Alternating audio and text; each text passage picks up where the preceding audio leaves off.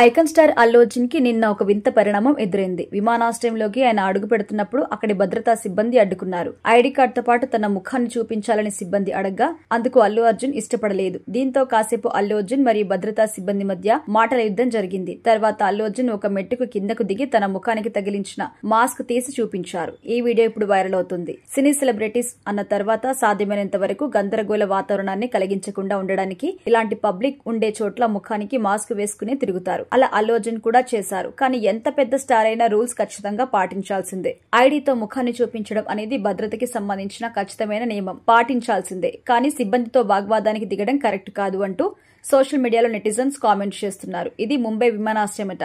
సాధారణంగా సెలబ్రిటీలు ఇక్కడ మాస్కులు లేకుండానే తిరుగుతూ ఉంటారు కదా, అల్లు అర్జున్ ఎందుకు వేసుకున్నారు? ఈగో అడ్డొచ్చి ఆయన ముఖానికి తగిలించుకున్న మాస్క్ ని తీయడానికి ఇష్టపడలేదా అంటూ అనుమానం వ్యక్తం చేస్తున్నారు నెటిజన్లు. సోషల్ మీడియాలో తెగ వైరల్ గా మారిన ఈ వీడియో కూడా మీరు చూసేయొచ్చు. అయితే అల్లు అర్జున్ ప్రస్తుతం అట్లీతో ఒక సినిమా చేస్తున్నారు. ఆ సినిమా తదుపరి షెడ్యూల్ కి సంబంధించి చర్చలు చేయడం కోసం ముంబైకి వచ్చినట్టుగా తెలుస్తోంది.